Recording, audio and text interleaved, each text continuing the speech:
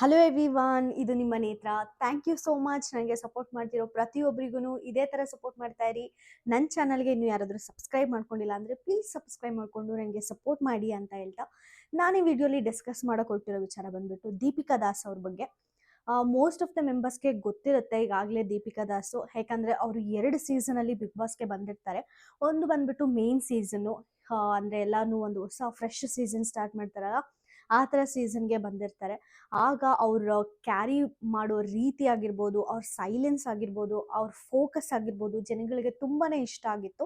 ಮತ್ತು ಇನ್ನೊಂದು ಸೀಸನ್ಗೆ ಕೂಡ ಅವ್ರನ್ನ ಕರೆಸ್ತಾರೆ. ಅದು ಯಾವ ಸೀಸನ್ ಅಂದರೆ ಆಗಲೇ ಬಂದಿರೋ ಕಂಟೆಸ್ಟೆಂಟ್ಸ್ನ ಸ್ವಲ್ಪ ಜನನ ಪಿಕ್ ಮಾಡಿಬಿಟ್ಟು ಒಂದು ಸೀಸನ್ ಅಂತ ಮಾಡಿರ್ತಾರೆ ಲಾಸ್ಟ್ ಟೈಮು. ಸೊ ಆ ಸೀಸನ್ಗೂ ಕೂಡ ದೀಪಿಕಾ ದಾಸ್ ಅವ್ರು ಬಂದಿದ್ರು.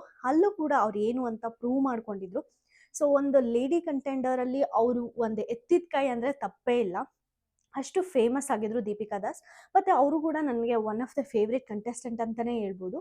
ಈಗ ನಾನು ಇಷ್ಟೆಲ್ಲ ಯಾಕೆ ಅವ್ರ ಬಗ್ಗೆ ಮಾತಾಡ್ತಿದ್ದೀನಿ ಅಂದರೆ, ಅವರು ಈ ರೀಸೆಂಟಾಗೇ ಮ್ಯಾರೇಜ್ ಆಗಿದೆ ಅವ್ರಿಗೆ, ಮದುವೆ ಆಗಿದ್ದಾರೆ ರೀಸೆಂಟಾಗೇ.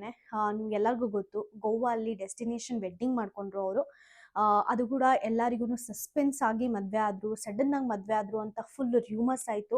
ಅದಾದಮೇಲೆ ದೀಪಿಕಾ ದಾಸ್ ಅವ್ರು ಬಂದುಬಿಟ್ಟು ಒಂದು ಕ್ಲಾರಿಟಿ ಕೂಡ ಕೊಟ್ಟಿದ್ದಾರೆ. ಅದು ಸಸ್ಪೆನ್ಸ್ ಆಗಿ ಸಡನ್ನಾಗಿ ಆಗಿದ್ದು ಮದುವೆ ಅಲ್ಲ, ತುಂಬ ಪ್ಲ್ಯಾನ್ ಮಾಡಿ ಆಗಿದ್ದು ಮದುವೆ. ಮತ್ತು ಅವ್ರ ಹಸ್ಬೆಂಡ್ ಏನಿರ್ತಾರೋ ಅವ್ರನ್ನೂ ಅಷ್ಟೇ ಅಂತೆ, ಅದು ಲವ್ ಮ್ಯಾರೇಜ್ ಅಂತೆ, ಅರೇಂಜ್ ಮ್ಯಾರೇಜ್ ಅಲ್ಲ ಅಂತೆ. ತುಂಬ ಪ್ಲ್ಯಾನ್ ಮಾಡಿ ಅವ್ರು ಇಬ್ಬರು ಕೂಡ ಒಂದು ಕ್ಲಾರಿಟಿ ಬಂದಾದ್ಮೇಲೆ ಮದುವೆ ಆಗಬೇಕು ಅಂತ ಡಿಸೈಡ್ ಮಾಡಿದಂತೆ. ಸೊ ಈಗ ಮದುವೆ ಆಗಿದ್ದಾರೆ. ತುಂಬ ಇಂಟರ್ವ್ಯೂಸ್ ಕೂಡ ಕೊಡ್ತಿದ್ದಾರೆ. ತುಂಬ ಇಂಟರ್ವ್ಯೂಸ್ ಅಂದರೆ reception interviews. I think news Kannada channel ಅವರೇನೋ ಹೋಗ್ಬಿಟ್ಟು ಇಂಟರ್ವ್ಯೂಸ್ ಎಲ್ಲ ತೊಗೊಳ್ತಾ ಇದ್ದಾರೆ. ಚಾನಲ್ ನೇಮ್ ಸರಿಯಾಗಿ ಜ್ಞಾಪಕ ಇಲ್ಲ, ಮೋಸ್ಟ್ಲಿ ಅವರೇ ಇರ್ಬೋದು.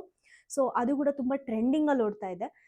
ಸೊ ಈ ಕಪಲ್ಸ್ ಏನಾದ್ರೂ ಬಿಗ್ ಬಾಸ್ OTTಗೆ ಬರೋ ಚಾನ್ಸಸ್ ಇದೆಯಾ ಅಂತ ನಾನು ಯಾಕೆ ಇದನ್ನು ಹೇಳ್ತಿದ್ದೀನಿ ಅಂದರೆ, ನಾನು ಅನಲೈಸ್ ಮಾಡಿದಾಗ ಇವರು ಹೊಸದಾಗ ಅವ್ರ ಹಸ್ಬೆಂಡ್ ಯಾರು ಮದುವೆ ಆಗಿದ್ದಾರೋ ಅವರು ಬಂದ್ಬಿಟ್ಟು ಹೊಸ ಪರಿಚಯ. ಈಗಾಗಲೇ ಸೋಷಿಯಲ್ ಮೀಡಿಯಲ್ಲಿ ಓಕೆ ದೀಪಕ್ ಅಂದರೆ ಯಾರು ಅಂತ ತುಂಬ ಗೂಗಲ್ ಮಾಡಿ ನೋಡ್ತಿರೋ ನೇಮ್ ಅದು. ಸೊ ಈಗ ಹೊಸದಾಗಿ ಪರಿಚಯ ಆಗ್ತಾ ಒಂದು ಸೋಷಿಯಲ್ ಪ್ಲ್ಯಾಟ್ಫಾರ್ಮ್ಗೆ ಒಂದು ಟ್ರೆಂಡಿಂಗ್ ಆಗಿರೋ ವ್ಯಕ್ತಿ ಅಂತ ಹೇಳಿದ್ರೆ ತಪ್ಪಾಗಲ್ಲ. ಮತ್ತು ದೀಪಿಕಾ ದಾಸ್ ಅವರು ಆಗಲೇ ಬಂದಿದ್ದಾರೆ, ಒಂದು ಹೊಸ ಪರಿಚಯ ಅಂತ ಹೇಳೋಕ್ಕಾಗಲ್ಲ, ಬಟ್ ಆಗಲೇ ಟ್ರೆಂಡಿಂಗ್ ಇದೆ.